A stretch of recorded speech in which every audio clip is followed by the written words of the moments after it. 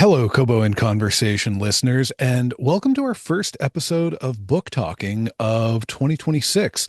I am producer Nathan Maharaj, joined as always by Kobo's CEO and Kobo in Conversation co-host, Michael Tamblyn. Hey, Nathan. Okay, so we've got a bunch of stuff to go through. Let's start with consolidation of a sort. Open Road Media bought another publisher, Rosetta Books. This is a really interesting one.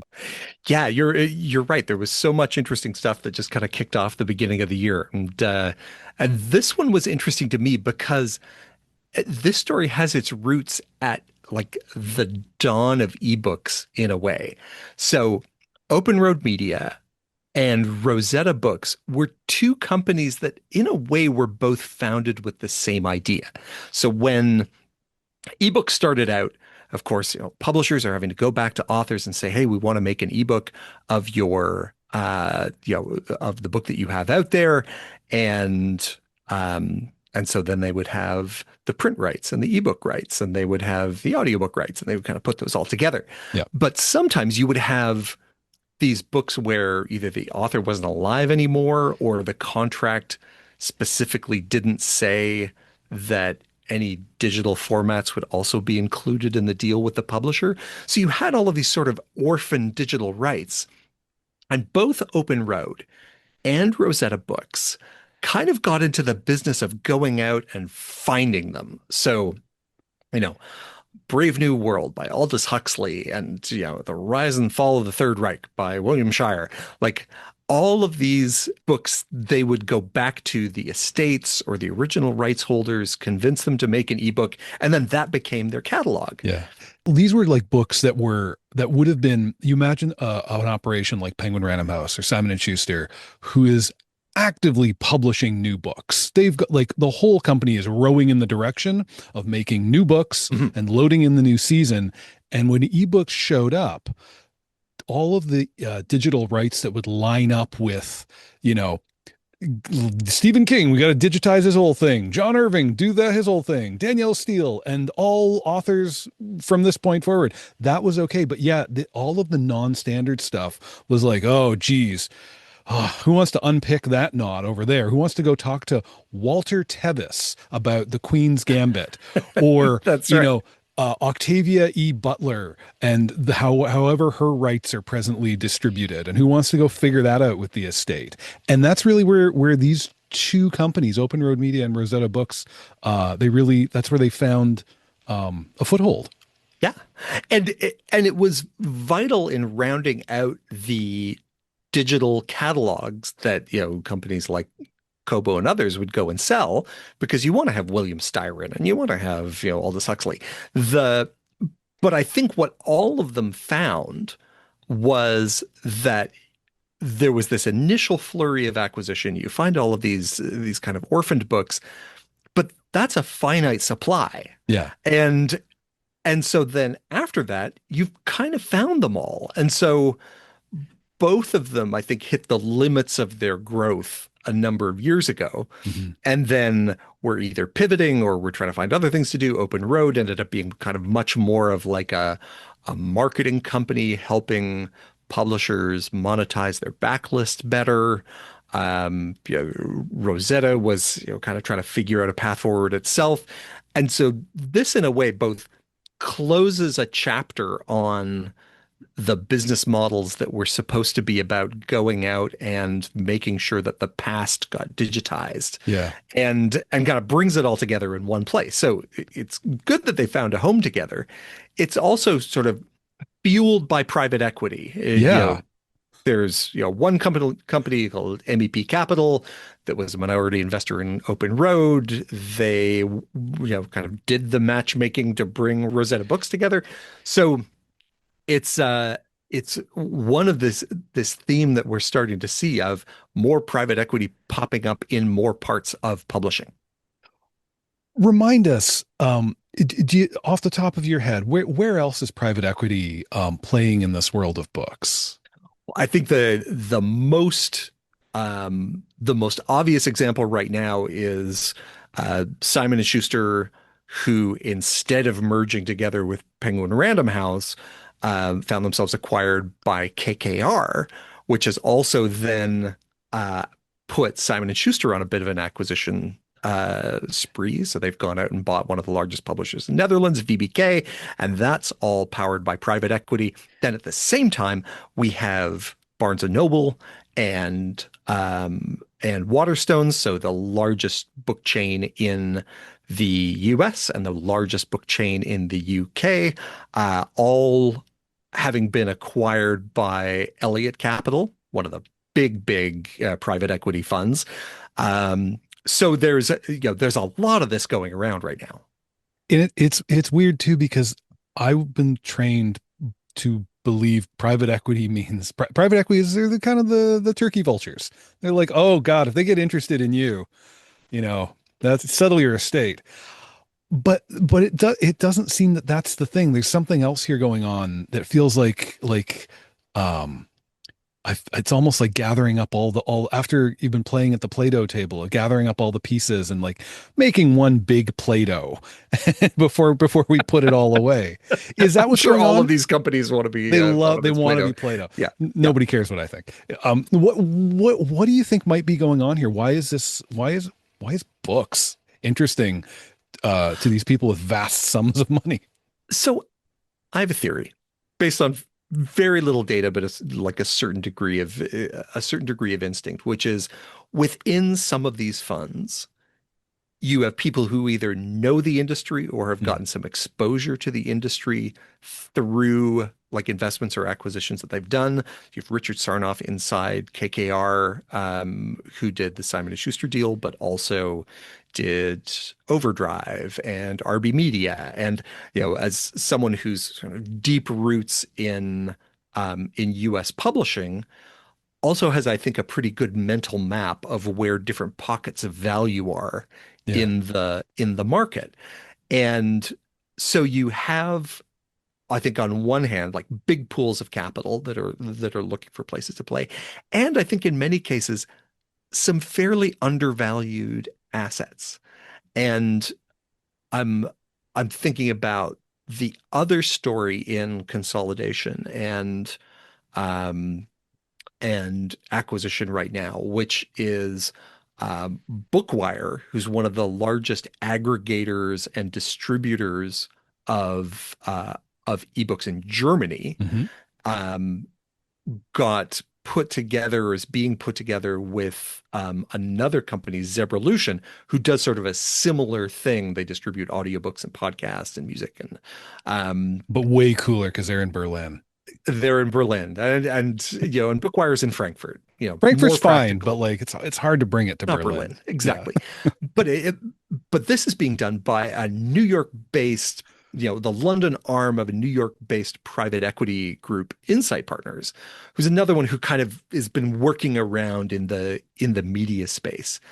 And these are companies that are relatively small acquisitions from a private equity perspective, but like looking at those two companies, Bookwire and Zebralution, are kind of integral to the digital book industry in Germany. Hmm. And in Bookwire's case, they've also been buying digital distribution assets in other countries. So, they're kind of forming a fairly pan-European, but also down into South America and starting to do more work in the US of how digital assets move around. So you can imagine as a PE investor, they're sort of like, hey, there are these core pieces of infrastructure that are hard to replicate, that kind of have a moat around them just because of the difficulty of pulling all of these things together. And there aren't very many of them, and they're not very expensive. What if we started picking them up one after the other and bolting them together? What does that look like? Hmm. And so that's a new thing. That's not something that you really saw very much in the book industry before. And yet now that we have um, private equity kind of like moving around like a shark through the book industry, it feels like we're going to see more of. Yeah. Yeah. I'm sure nobody's more surprised than Penguin Random House to find themselves bidding against KKR. Exactly. Well, and full disclosure on all sides, we Rakuten sold Overdrive to KKR, so that was a transaction that we got a certain window into. Mhm. We host the best party in Frankfurt, That requires no fact checking. as Kobo with Bookwire. And these are, and so these are companies that we kind of work with every day. So it's also interesting to us to think about, okay, this is a good thing because there's more capital behind them. It's a larger organization. It has a broader base. It can, kind of weather the storms that inevitably come up in the book industry, um, which I think is the positive way to look at it. Mhm. And then, the thing that everybody always worries about whenever PE comes to the table is, what's their exit plan? What are they going to do to these companies when they've got them? Like in the case of Simon and Schuster, things seem to have been fairly benign so far. They've given them money to go after new acquisitions, build the company bigger. People seem to be generally happy with what's happened with Barnes and Noble and Waterstones in terms of Elliott Capital's involvement. So these haven't been the like rip it and strip it Yeah. sort of PE acquisitions that people fear, but there's still the exit that has to happen. And so that's what I think everybody's, going to be looking to is are these, does this change the long-term stability of the company? But Yeah. we'll see. Exit, or it turns out we really underestimated these private equity senior leadership ambitions for just being booksellers and publishers, and we're just building a retirement plan. Nobody's holding these forever. That's not the model, which is why we hear about Barnes and Noble and Waterstone's getting ready for an IPO. Like Yeah. that's Yeah. it's time. It's time to get your money back and do something else with it. Birdie's got to leave the nest. Um, IPG is also not unlike Bookwire and Zebralution, is one of these companies that sits at the hub and provides services to smaller publishers. It's a little different model, but they're kind of in that aggregating role. Mhm. Um, they're getting into like a new value add for their publisher clients. Can you tell us a bit about what's going on here? First of all, tell us who IPG is, Independent Publishers Group, and then we'll get into Yeah. what their ambitions seem to be. So if you are like a small literary press or you're a small independent publisher, even if you're kind of a medium-sized publisher, you probably don't have your own physical book distribution or digital book distribution. Like you don't want to have your own warehouses. You don't want to be doing your own shipping. And so you need to find somebody else to do it. And IPG has been one of those companies, Independent Publishers Group, which will do all of that stuff for you. So they'll kind of take care of making sure that your ebook files get to Amazon and to Kobo and to Apple and to everybody else. And they'll also run warehouses and have, in some cases, sales forces that go out so that they'll sell books to independents and Mhm. they'll ship your boxes to you to, Indigo or Barnes and Noble or anybody else. And so they're kind of one of those hub uh, businesses that a lot of small and mid-sized publishers rely on to just get the daily business of moving books around dealt with. And so they, in their quest to offer services and value to their clients, they're getting into facilitating a direct to consumer service, which I found surprising because I thought, what's the deal with publishers and wanting to sell direct to consumer? What are you seeing here? What's the opportunity? So this is a particular deal with a company called Beat Technology. They're very nice guys based in Norway. They do like they'll build your mobile app store for you sorry, your mobile like ebook store for you. They'll build your mobile audio player for you. So if you want to spin up your own little ebook platform, they'll kind of run all of the infrastructure for you. They've done a partnership with IPG to kind of give publishers the ability to sell direct to consumers for ebooks, particularly. And this is, I find this whole thing, fascinating because there's kind of I don't know, like a 10-year cycle on publishers wanting to get direct connection to consumers. Hmm. And there's lots of good reasons for that because you're always worried about this intermediate role that retailers have of like they know who the customer is and they can contact them and they know what they like and they know all the different books that they buy and that that gives them both leverage and power and margin, kind of pricing power, um, between the consumer and the publisher. And so there's always been this dream of, publishers big and small of like, if we can just get our own connection to the customer, then we can contact them directly and then we can send them our own emails and then we can like tell them about new books that we've got. And it's, you know, and the, and that both lives on the physical side, but also lives on the digital side. If we Hmm. could just get our own ebook solution, then we could sell these to them directly and think of all the extra money we'd make because we wouldn't be cutting in a retailer either. And, um, when you're someone like Kobo, you're kind of looking at that going, hey, I thought we were friends. But, but more than that, it, it I think reflects kind of a fundamental misunderstanding of how customers are found online and how much work it takes to get them and to keep them. And because really, when you say, I'm going to go direct to consumer, what you're saying is, I'm going to do all of the retail things. I'm Yes. going to, I'm going to provide customer service and I'm going to put books in front of people that they like. And I'm going to do, I'm going to clear credit card transactions and all of that stuff, which is, fine. But the big challenge is getting people to show up for you in the first place. And what we know and what, anybody who spends a lot of time in e-commerce knows is that cost of acquisition doesn't come for free. Yep. And just because, whether you're the publisher or the author, it's a lot of work to get people to show up and buy from you because that's not a place that they're used to buying books. Yep. Authors have been doing a lot of work around this. So you'll see um, authors who have really built their own brands, um, offering some direct purchasing and but still, the vast majority of sales go through retail platforms. And so publishers will now also find themselves in this. And I think we saw it like 10 years ago. Yeah. Like I think Harper and Simon and Schuster did a consortium where they were selling books direct.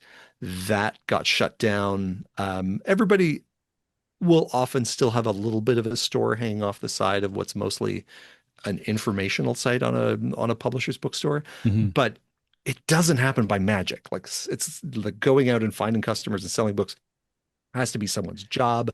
Money Yep. gets spent, and I think the biggest difference between like 15 years ago and now is how little virality there is, like how really Meta and Google stand between you and customer awareness. You're buying ads, you're buying keywords, you're bidding on the words in a title to make sure that people find out that you're a place that you can buy stuff.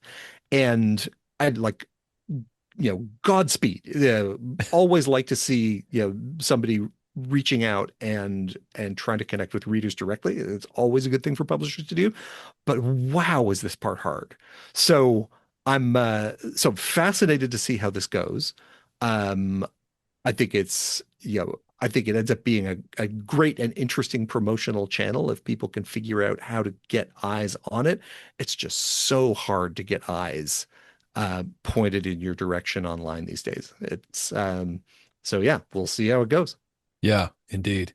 Yeah, I'm always skeptical of things like that. Partly because as a book buyer, I have a hard time getting my head around a bookstore that only has a very tiny number of books available, and that I'd be bumping against the limits. So yeah, I mean, good luck to them. But also, I guess when you think about self-publishing, it starts to I start to think of like that micro publisher who's only one author, but is getting big enough, maybe has a few series on the go, and is maybe thinking about expanding outwards, and maybe that's maybe that's the play, or there's something there.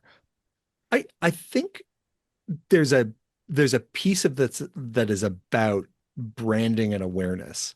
There are a handful of publishers whose reputation is so strong, who are so well known that people know the books that they publish. And that's that's a high hurdle to clear when the paths that people take to go and buy books are so, well defined. Yeah. I'm thinking of getting a book, you have a couple of search bars that you're typing into to go and buy it. So you have to kind of fight people out of that pattern. The and it's sort of the inverse of like independent publishing has really grown up because they were able to tap into giant distribution platforms, like Amazon, like us, where you have all the readers in one place. And then even if you don't have a publisher, you can find that audience.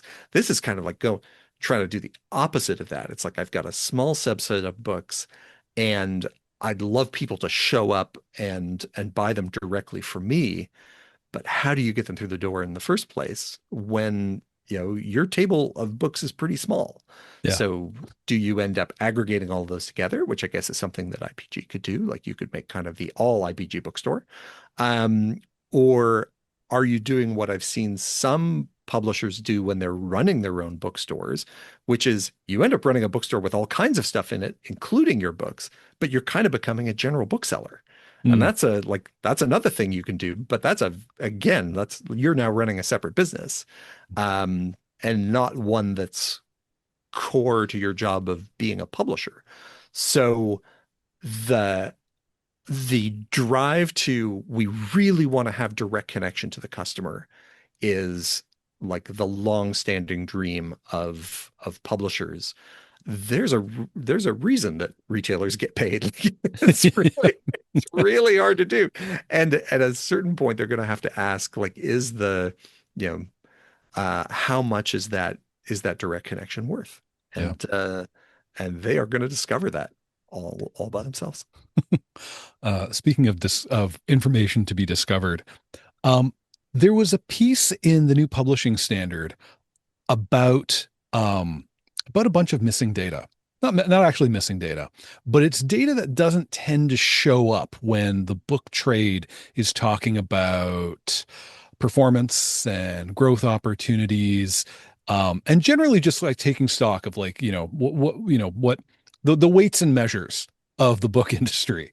What are these numbers? Tell me about the kind of the gray matter in this book business. So I was really happy when I saw this article in the New Publishing Standard, which I think was like January 25th, because it was talking about the parts of the digital business that we don't see in industry reports. So if you are someone who's in the business, you'll get the latest results from the Association of American Publishers who say, audiobook sales are up, 15% and ebook sales are up like 1% and audio is doing great and ebook sales are flat and then trying to kind of derive some kind of Yeah. conclusion from that. And what we know being on the retail side is how much that misses. And the book sales that aren't included in those statistics. So those industry reports tend to be compiled by the traditional publishers who all sort of throw their digital sales into a hat and that all gets added up and then they see how it compares to last year. Yep. Which is great because it gives you a sense of how traditional publishing is doing in digital formats. Yep. Apples to Generally, apples. they It's good Yep. hygiene. Yep. Generally, they've been flatter on ebooks growing in audio. What it doesn't show are like, I'd say three big categories. One is library sales. Hmm. One is self-publishing and independent publishing, and people buying those books individually. And the third is online subscriptions, Kobo Plus, Kindle Unlimited, Everrand, that really sit outside of those statistics. Hmm. Um, Because they're not unit sales. They're a different way of making money off of a book. Even if the traditional publishers did throw their subscription revenues in there, those subscription services, ours included, are really dominated by indie and self-published books that don't show up in industry stats. Right. So you have this dark matter in the book business on the digital side that doesn't show up in any reports and is where most of the growth is happening right now. And so the stat that the new publishing standard quoted out was that Kindle Unlimited paid out $689 million to self-publishers in 2025. Hmm. That's a lot. That's a whole And other really big publisher in the that's game. that's a whole other really big publisher in the game. Our stats are similar in the sense that we see like 1 in 4 of the books that we sell in English language markets is a self-published title. That's as big from a market share perspective as Penguin Random House. It's like there's another Penguin Random House out there that nobody else can see. Overdrive states that they did 379 million ebook downloads in 2025. So that's another market again. And all of that is sitting outside of the regular stats for ebooks. So what's fascinating for me is the many different ways in which ebook sales are growing all over the place, the many different channels that they're showing up in, and that this is really a multi-business model business. You've got lots happening in the library space and a lot of demand there and a lot of growth there. You have the a la carte, like single copy sales for ebooks, which is ticking along nicely, and is growing in some markets, but is fairly stable in others. And some of that is because we are seeing, subscription services just on a tear. And we see that in Kobo Plus, both in terms of like entering new markets, but also just growth in the markets that we've already been in. I think Kindle Unlimited is probably seeing it as well. And um, and so that's where the action is happening in ebooks right now. So this idea that the ebook market is plateaued is, as the journalist who was working on this, Mark Williams, called it, it's a measurement error, not a market truth. The they're trying to measure ebooks based on a kind of flawed sense of what the true shape of the market is. Yeah. You mentioned libraries was a part of that. There's also stuff going on about, well, I mean, there must be money in it because apparently people are fighting over some legislation around libraries and the Library Ebook Pricing Fairness Amendment Act of 2025 is a hot topic. What's going on there? What are we fighting about? Libraries are supposed to be nice. Who's mad? So libraries are, to me, like the third rail of the book business. Hmm. You mess around with them and you die. Yeah. They are on one hand like the bedrock and the social foundation of reading. And we like, who's, who gets mad at a library? No one. Um, but librarians are fierce. And Yes. and when they feel under threat or they feel they're being taken advantage of or they feel like their ability to do their job is under pressure, then they just they come out guns blazing. The There is a bunch of legislation that's all going on around the pricing of ebooks for libraries. And you kind of have to be a bit of a publishing economics nerd to really get into this, or a book pricing nerd, or a library nerd. But if you're anyone in that Venn, Yeah. which I think these are our people, This is who. um, Hello, then this listener. then this comes in for you. So like the way that you generally come into this is, if you go to a public library that has ebooks, you'll go in and you'll have like, you want to go and read Fourth Wing, you want to go and read Heated Rivalry, and you show up and you type it in and it says, this book has been checked out. There are, 4,321 people ahead of you to get access to this book. And as a reader, as a library patron, as a consumer, you're like, what? How? Like, why? Yeah. And the answer is that the same way that you only have a certain number of physical copies in a library, and you have to, like, if they're not available, they go on hold, you wait until your hold comes up and then you can go and get it. The same thing happens for digital. And that's because when publishers are selling ebooks into library systems, usually through companies like Overdrive or Hoopla or there are lots of other ones, the they're sold under license. Hmm. And the license could say things like you can buy one copy that can go to one person, and when that one person brings it back, then another person can get it. So, like, if you want to have 10 people getting the book out at the same time, you have to buy 10 licenses.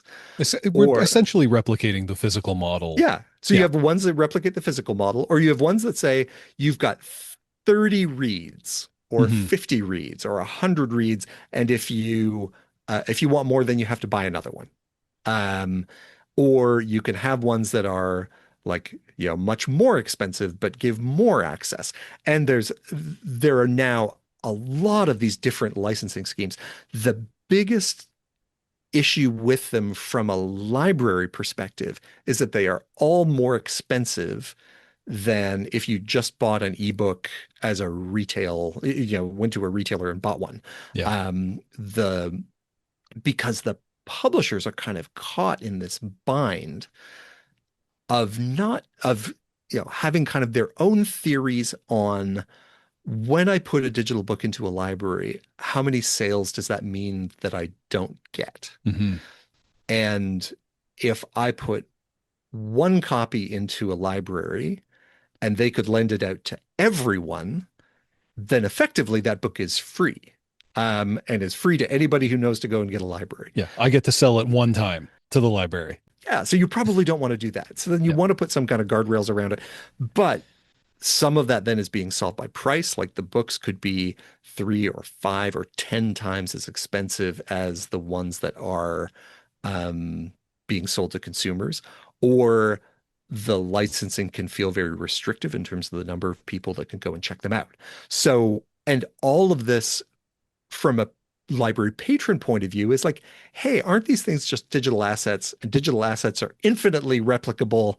Like, why can't we just get these? So the tension is we know that libraries are a public good and libraries are paid for by taxpayers, and digital assets are, in theory, infinitely replicable. So, how do you balance the public good of making books accessible versus authors getting paid and publishers getting paid? And all of this has come to a head. So, we we've started to see states pushing out laws saying we want to restrict the amount that a digital library platform can sell a book for. Maybe it can only be, 1.5 times the face value of an ebook, or 2 times, or like whatever. Hmm. And this started in Connecticut and has, now New Jersey's working one. Hawaii and Massachusetts are both are looking at some as well, and now Washington D.C. is sort of leaning into this. And so you have library systems on the defensive saying, hey, like this is still a business for us. There are a lot of costs that sit behind running a service like this. We kind of need to make our margin somewhere. You have publishers sitting behind them going, please don't undo this thing because this could really hit the overall business. And Yeah. consumers have gotten really good at knowing, hey, I can go to a library and I can borrow books for free. So it's not like this isn't going to spread as widely as it possibly can. And so this is like showdown at the OK Corral right now, because you now have laws going into place. And if it was just one state doing it, then the publishers might say, you know what? We're not selling books in Connecticut to libraries anymore. And that would, Yep. both punish the libraries and library patrons. So now these laws, like the one in Washington, D.C., kind of has a tripwire in it, where if 10 other jurisdictions with a certain population enact these laws, have put these laws into place, then this one goes into place. So then it's like we're all in it together. It's a lot harder for a publisher to say, I'm taking, I'm not going to be selling books to 10 states. Yeah. And this, we're talking about this in terms of US law, but this is also an issue in Canada. Librarians are going to the federal government in Canada to complain about this as well.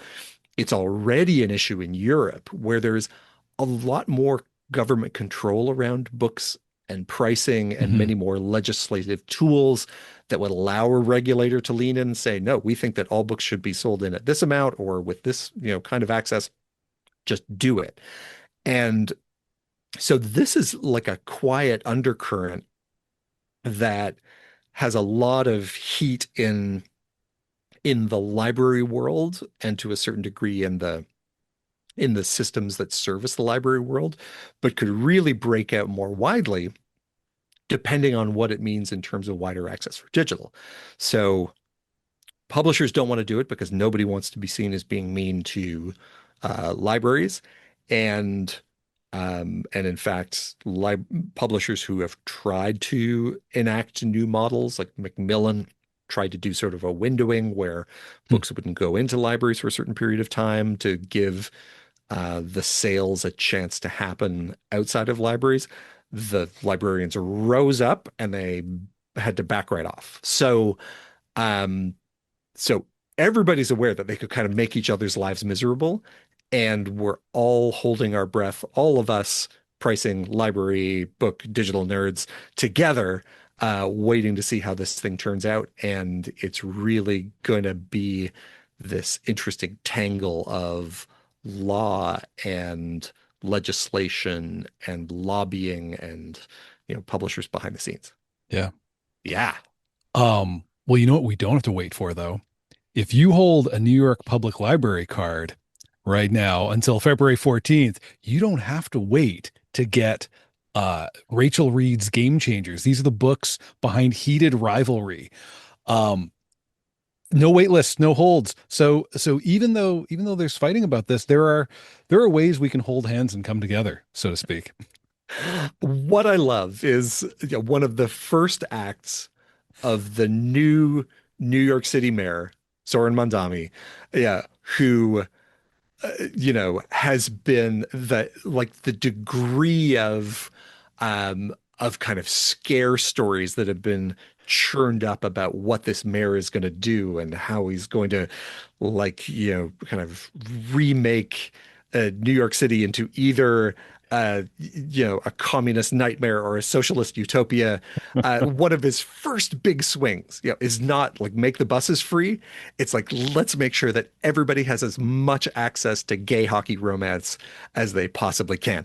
And I love that. That just that's that's what I would elect a mayor for. And like that's the kind of move that I would kind of expect to happen in Canada. So that it happened in New York City is just warms my heart. And so clearly they've gone and done, some kind of deal with New York Public Library and its library platform, and probably the other ones that are for the other boroughs as well. And it's all 6 books in Rachel Reed's Game Changer series, and of which Heated Rivalry is one. Yep. That's the one that was produced in Canada, became a huge hit in HBO, and so now is available to everyone. And apparently there was a super long wait list of people trying to get access to this book. So because of those licensing restrictions, and now everybody can read as much hockey romance as they possibly want, uh, with super hot hockey players all over New York City. And that just, I think that's the future that we were promised. And during a cold snap too, doesn't it's, I mean, it's just perfect. Right? Dead of winter, Yes. Yep. super hot hockey romance. This is what we want. Yes, please. Um, Before we close this, we wanted to just mention the passing of someone really important in actually a lot of kind of here you and I talking about the book industry. Porter Anderson was a big figure in the world of talking about books, sharing information about the industry. Um, he passed away recently. Tell us who Porter Anderson was. Porter Anderson was one of the book industry's preeminent journalists, raconteurs, interviewers, hosts, and just this lovely and fascinating guy because the book industry was the final stop in a very interesting career, and really I think all of us working in it got the benefit of the richness of his past. He was a career journalist. He, he worked for CNN, both domestically and internationally. He wrote for the Village Voice, um, and was also a diplomat. So he worked for the UN in Rome as a sort of advisor in the UN's World Food Program. And then at some point in his career, made a pivot to focusing specifically on the book industry. And when I was first really coming, into the industry with on the digital side with Kobo, was sort of when he was starting to build build that part of his career. And so was the editor in chief of Publishing Perspectives, which he founded in 2009. He was an interviewer and programmer. So if you went to a conference at the London Book Fair or Frankfurt Book Fair or one of the many other book fairs around the world that he worked at, Abu Dhabi and Sharjah and Future Book, Berlin Publishers Forum, if you spoke about books, he was there. And he might have been the person on stage who was interviewing you and had an encyclopedic knowledge of all the people that were involved in the industry, or he might be like in the back row live tweeting so that the people who couldn't get there could still find out what was going on, which is, so important in the book world where not everyone gets to fly around and go to all of these things. And just a lovely, warm, humane guy who brought all of his journalistic experience uh, to bear on providing better coverage for the book industry. And he co-founded the Hot Sheet with Jane Friedman, one of the journalists that we go and look to when we're looking for stories on this show. Um, and just always seemed to be in those places where he was working to try and make sure that as many people knew what was going on in the book industry as possible.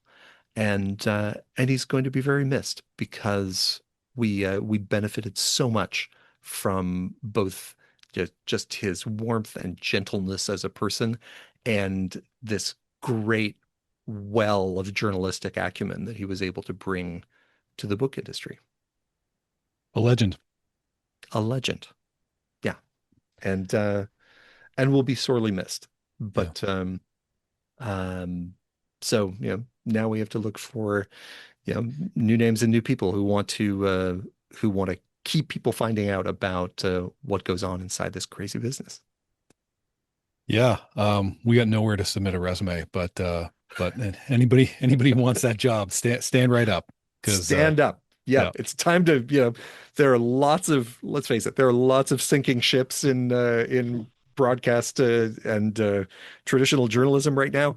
Come and find a home Yeah. in the book business. We are here. We are here waiting for you. Yeah. The Um, two of us do not have this locked down. Like there is lots of room. no, no, no. The quality of this whole experience should give you a sense of just how much opportunity there is to talk about the book industry in new and interesting ways. But I'm still happy that we get to do this one. It's Yeah. yeah. So we were light on AI this time. This is the lightest we've been. In fact, me just bringing it up now is the first mention on this episode. Was that due to a lack of relevant content, do you think, or are we just doing a bit of a cleanse? I as we were looking at the different stories that were out there right now, there was certainly no end of like AI churn in this industry right now. Um, Overdrive, who we were just talking about in relation um, to digital libraries, is kind of trying to manage a whole backlash about whether they would be distributing AI written content. We've got the Anthropic settlement that continues to just, new truths emerge on on what they've been doing, as well as the mechanics of trying to give out checks to tens of thousands of authors. So I thought we could take a little AI break. Little cleanse. Okay. And then, Yeah. we'll come back next time, no doubt. New multi-fingered, monsters will have risen up for us, or perhaps some good things. We don't know. It's a brave new world out there. Multi-fingered monsters could be the good things. That could be the good thing. This has been Book Talk with me, Nathan Maharaj. And me, Michael Tamblyn. We got more great author interviews on the way. So follow the show wherever you're listening. Be sure not to miss an episode. And most importantly, thank you for listening. Thanks so much. I think that was good. I think it was perfect. It's great. This one I think was a little like, this is kind of like down in the trenches a little bit more, but Yeah, we'll see what fun. the numbers say.